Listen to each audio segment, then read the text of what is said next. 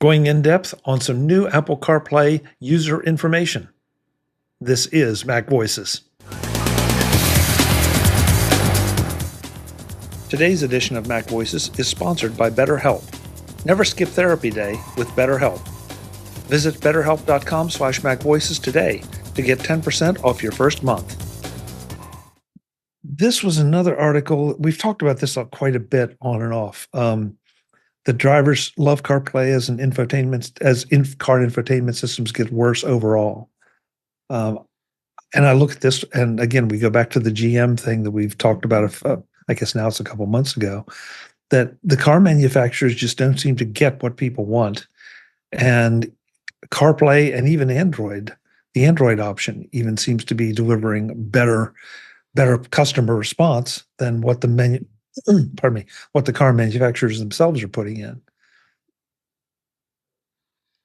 Yeah, I mean, CarPlay is very popular. We've talked about it a number of times. I've talked about it on my show. We talked about this article a couple weeks ago. And the fact of the matter is, everybody wants to have CarPlay these days. They want to have the ease of use. They want to be able to navigate their media and with their iPhone on CarPlay. GM, you know, the heck with you, GM, with your crazy system that you have. I don't understand what your thought process is, and it will continue to grow. The only interesting thing I see is with CarPlay is, you know, Apple did announce the full out integrated system that's going to go into cars. What was it, almost 2 years ago, going on 3 years, and there's still not one car that was released just yet with that system in place. So They go with the fact that the system they have now is solid, and it's been very popular and people still enjoy using it. But yeah, no, it's not surprising about this at all. Yeah. Okay. I've been off for 2 weeks. My rhythm is off. I'm sorry about that. I skipped over. Webb and Marty both had comments on the previous story, so I want to go back for a second and make sure that we get those in, and it'll get better, I promise. So Webb, I think you were the first one in our chat. You had a comment on the last story. Yeah, I forgot what I was going to say. Just a couple of quick comments. I have the new 13-inch M4 iPad. I love it. I think it's great. It replaced the I think it was the last of the A model chip iPads. It was also a 13-inch Pro, but it was the last of that. And the difference that I've noticed between that 13-inch Pro and this new one is like day and night. It's just considerably faster. I commented on here that one of the things that I did notice is doing software updates is considerably faster on this new M4 processor. That's not a big deal, but that's just one of the things that caught me by surprise. I guess one of the things that I question as I look at the entire iPad lineup, and there's a processor shift that's going on right now, so keep that in perspective. But I still think there could be some of the lines are blurred as to which one to go. Yeah, we can talk about the bottom, we can talk about the top, but who knows what you do in the middle. That's just my observation. I didn't spend a lot of time looking in the middle. I went to the top of the heap because I'm going to keep it for, I kept the last iPad for 3, if not 4 years. And that's a long time for me to keep hardware. So anyway, that's my comment. Yeah. Marty? Yeah, I'm going to try and get 2 comments in and seg us back to the article on CarPlay. With the iPad mini, I've noticed popping up on the internet, they're on sale all over the place. So if you want an iPad mini, this is a good time to grab it, I guess. I have an iPad mini. It serves one purpose. It sits on a table next to the chair that I get up and have my morning coffee with. And I go downstairs, and instead of trying to use my squinty eyes to read things off my phone, I use the iPad mini for my morning news feeds and reads. I have a Pro and use it as a workhorse. And I think people who were purchasing decided they wanted to purchase up so they would have something that would be handle most of any possible work they could possibly have. And as Eric had said, make the the use of that device longer over a longer period of time. Regarding CarPlay, I'm looking at this article, and I guess JD Power actually went to drivers and asked them. Yep. So Yep. I was wondering, where were they getting their data? So they're going to folks and saying, what do you think about your entertainment systems? What are your preferences and choices? And that's pretty impressive. I think that's good that more people are seeing the value of CarPlay.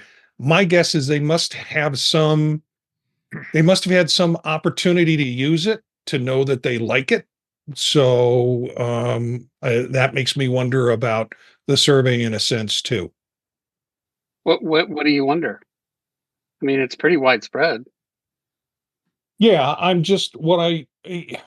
my thought about it is they're already going to a group of users who have had some experience with it, fallen in love with that platform.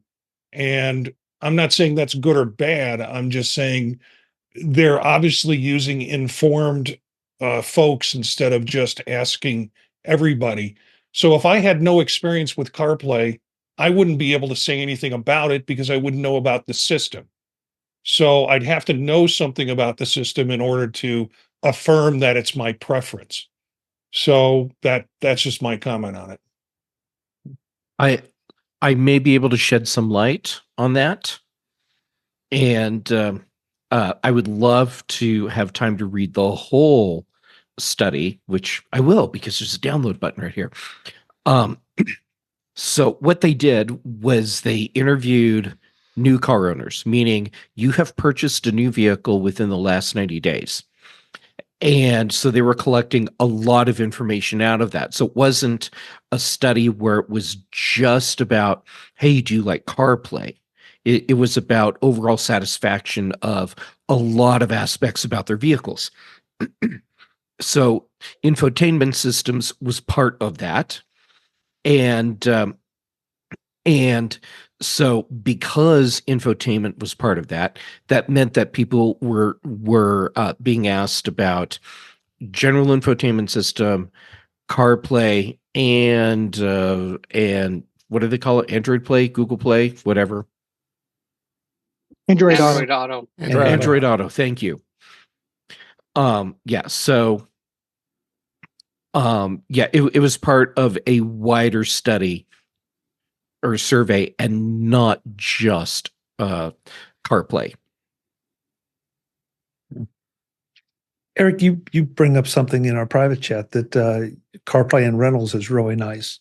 Which It's really nice when you hop in a rental car and your phone syncs up. You have access to your address book, your maps that you already had set up, and if you're switching between a couple of rental cars, at both ends of the trip, everything you get into, the mapping is consistent. The information you want to ask about is consistent.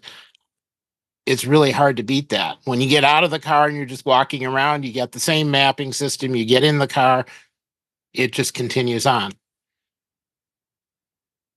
Yeah, I've commented on this show before about the common user interface, regardless of what car you get into. If you're using CarPlay, you know how to use some of these systems. And there are certain, the General Motors saying where they've decided not to go with it. I think they're going to go to a subscription service in their cars, and I think they're going to lose. But and then we've talked about the Tesla, which I have a lot of familiarity with. The problem with the Tesla and CarPlay is that it's the infotainment system is so deeply integrated into all the other automated and the navigation, specifically in the autopilot system, very specifically, that makes very difficult to integrate CarPlay. The last comment I'm going to make is what we affectionately refer to as CarPlay 2.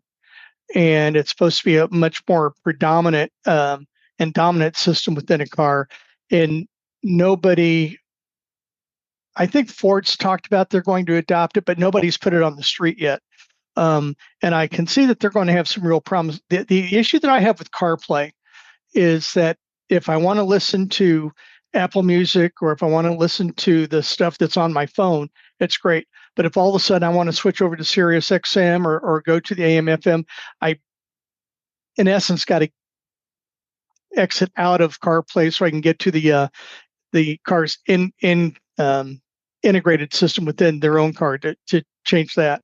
But you look at some of the user interfaces on some of these car systems, and it is just a nightmare trying to figure out what to do. And that's why I think CarPlay is so much liked, especially as Eric said, in the rental car side. You get in, no matter what the car is, you know how to turn on you know how to turn on your entertainment, you know how the nav system works, so on and so forth. So anyway, there's your resident car guy's thoughts. Today's Mac Voices is sponsored by BetterHelp. What makes you happy? A day at the beach? A hike in the mountains? Cleaning out the basement? It doesn't matter what it is. All that matters is that you enjoy it. But finding time to do those things that give you pleasure can turn them stressful, and that's the last thing you want. BetterHelp can show you how to take the stress away, make time for yourself, and dial back on the daily pressures. Therapy can be something that isn't talked about openly in some circles, yet therapy is the path to setting boundaries and developing coping skills and strategies to get you to a better place.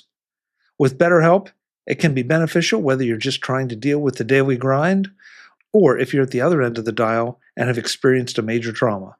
If you're thinking of giving therapy a try, then BetterHelp is where you should start. Completely online, completely flexible, and suited to your schedule and designed to be right for you.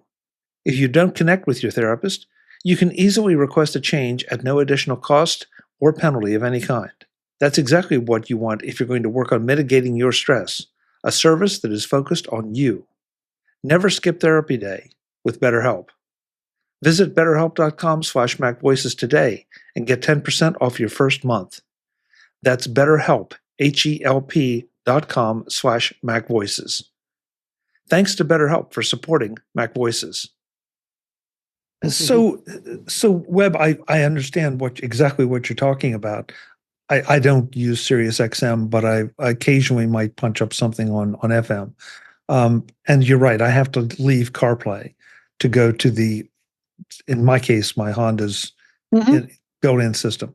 So is that a failure of Apple to build the connectivity in, or is it a failure of the manufacturers to allow the hooks that would take you over to the AM, FM, or in the case that you're talking about, the Sirius?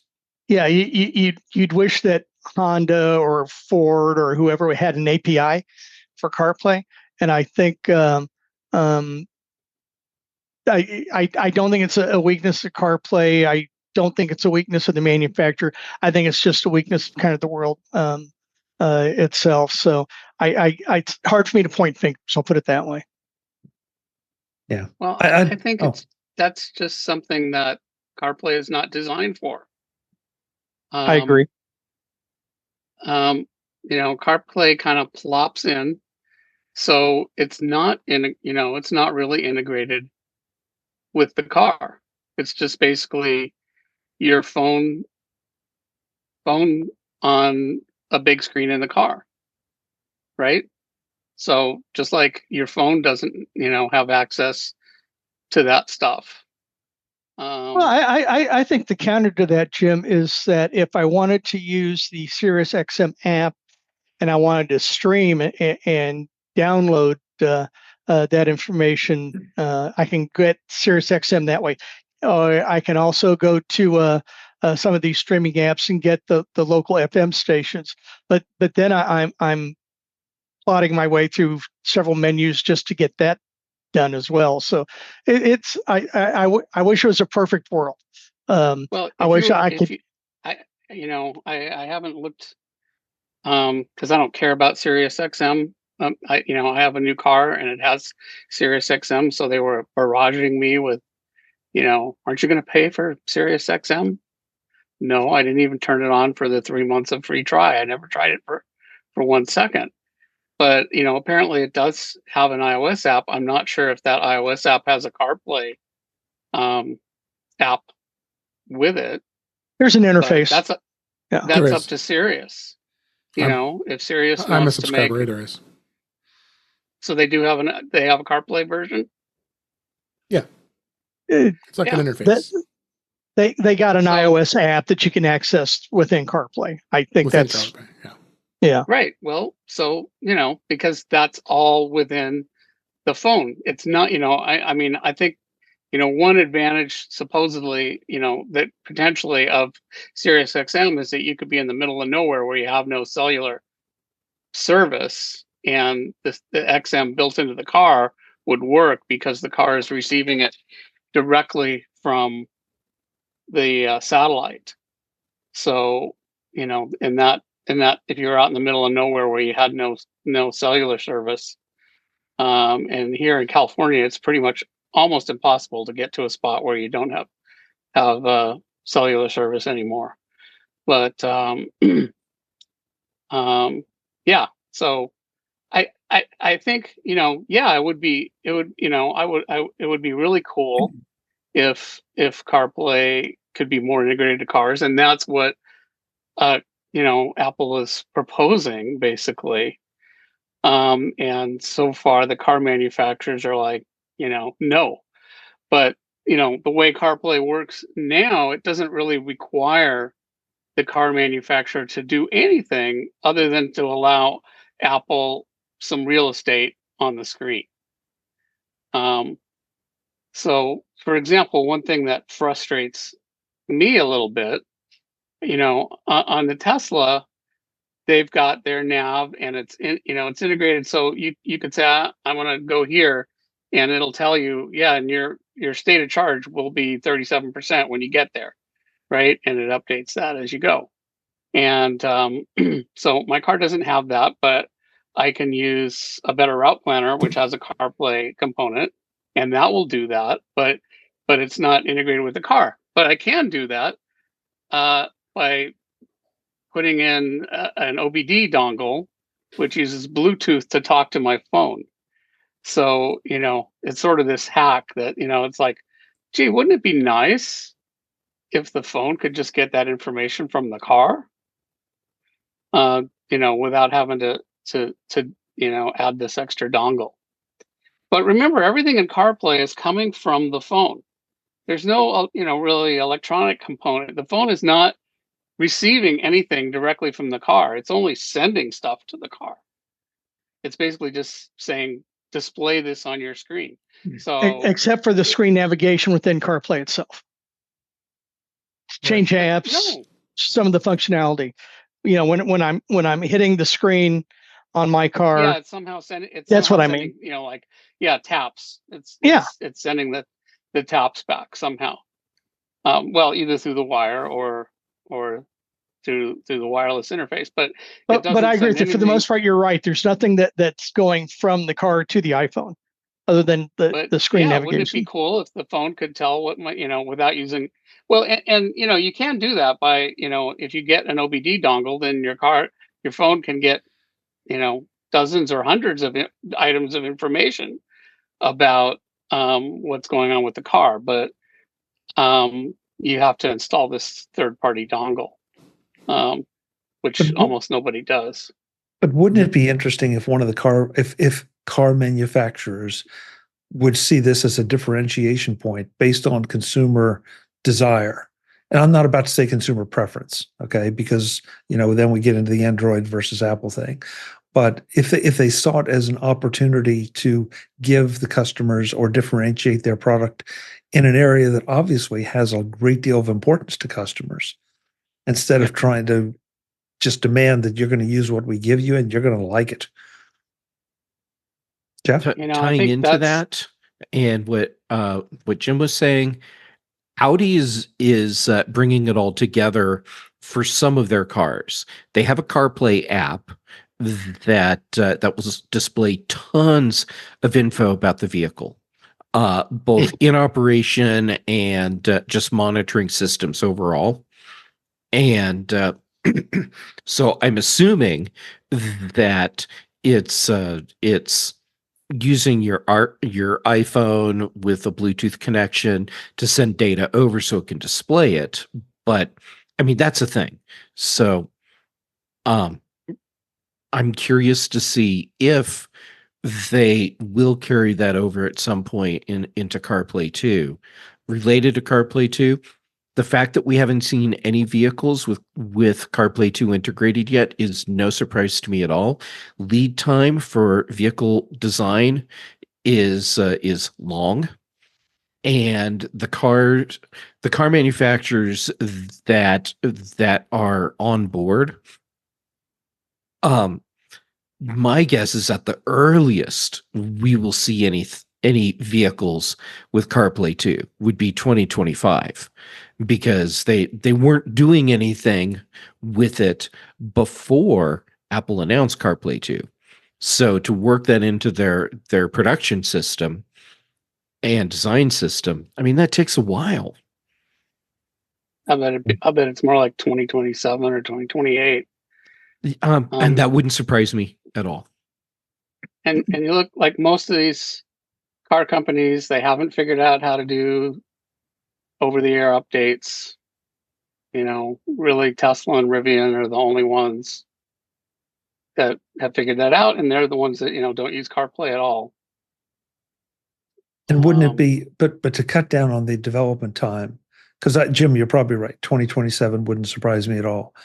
But if you would just stop, if you would say, okay, this is going to be an initiative going forward, it's one more thing they could take out of this constant redesign process that they seem to go through because they're trying to improve it.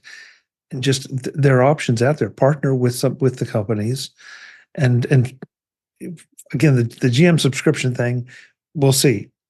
We'll see if that plays out, and we'll see how people react to it. I think, though, there's probably a lot of drama in executive suites at these companies about this, because, okay, if you get in a year earlier and you have the first CarPlay 2, implementation, you've got some advantage for 1 year, and maybe there's some consumers that'll be like, okay, I'll buy your car because of that.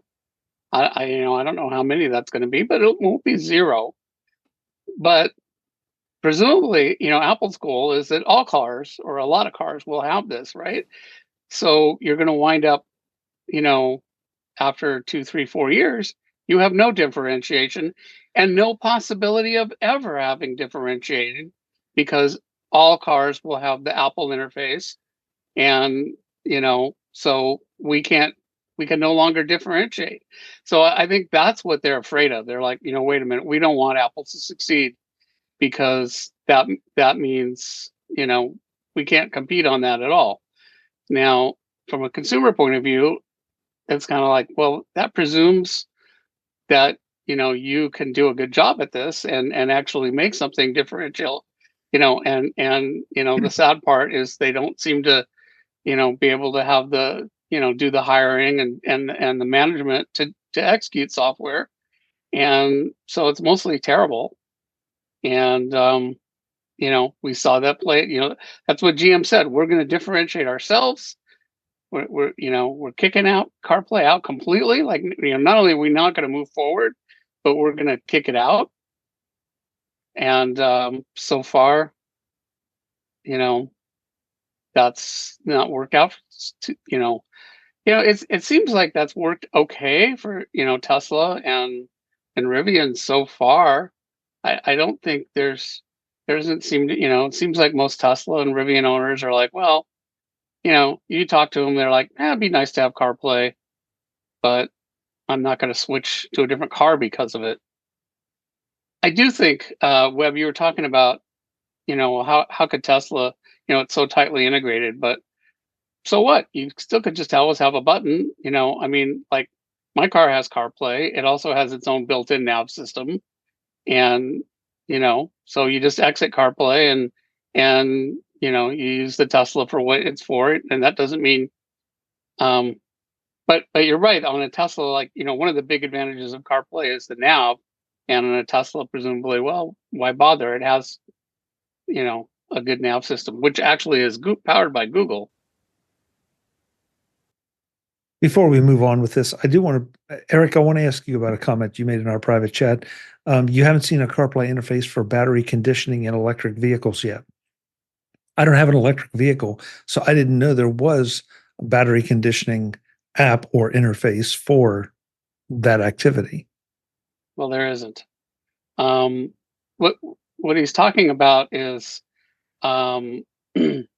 electric car batteries will charge at a fast charger much faster if they're at the right temperature. There's a temperature band where and it makes can make a big difference. Like, it could be like twice as fast. If say it's 30 degrees out, you really want your battery to be at like 75 degrees. And so what these people, car manufacturers have done, but it takes energy. They have, heaters in the they're not really in the battery, but basically there's a system that can either heat or cool the battery to get to the right temperature. But you don't want to run that. Oh, well, some cars have this. Not some of them don't even have that, but a lot of cars, electric cars now do. And but you don't, that takes energy to do that. And it's not needed for just driving around. So basically what you want is, if you're going to go charge the car, maybe 20 minutes before you get to the charger, or, the amount will vary depending on what the temperature differential is. The car will turn, if you've told the car. So if you go in a Tesla and you say, I'm going to this supercharger, then when the Tesla gets within a certain distance, and when it thinks it's right, it'll start heating up the battery. And so when you get there, it will be at hopefully at the right temperature. Now, that's all fine and good if the system belongs to, you're using the nav system that the car came with. But if you're using CarPlay to navigate, well, you don't get any heating.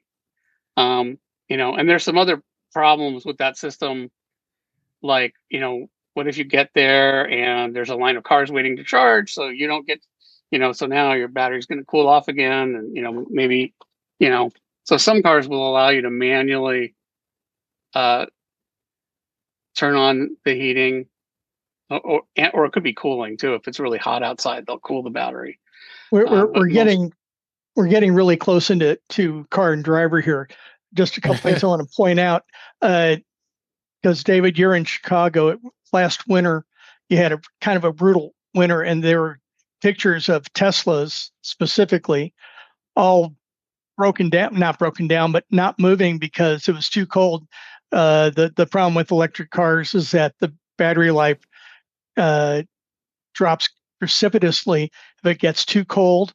Or I have a friend of mine who has an ID4 Volkswagen who lives in Palm Springs. He has the same problem. When it gets too hot, the car will just shut down on him. So anyway, if you want to see a very interesting video on YouTube, there's a guy in Newton, Kansas, by the name of the Car Wizard, and he's going through a thing just this week on a Fiat 500e, the electric version of the Fiat 500, and he's going through the battery thing, and he talks about and shows taking the battery pack out and showing that the cooling system, the conditioning system for the battery itself. Like I said, I'm sure we want to get off car and driver here, but it's interesting. Yeah. I recommend it. Thank you. And Webb, if you can find a link to that, just throw it in the show notes, and I'll add it to our show notes. I will. Or throw it in the chat, and I'll add it to our show notes. But yeah, I'm going to move us on. Yeah. I didn't expect that to take that long. But I learned something. I did not know that about the heating of the battery. That's very, very interesting. Heating or cooling. Heating or cooling. Yeah. Yeah. Visit MacVoices.com for show notes and to connect with Chuck on social media. Get involved in our Facebook group or like our Facebook page, and get more out of your Apple tech with MacVoices Magazine, free on Flipboard and on the web. And if you find value in it all, consider supporting us through either our Patreon campaign at patreon.com/MacVoices, or by making a one-time donation via the PayPal link on our front page and in the show notes of each episode. You will join these fine people who help bring you Mac Voices.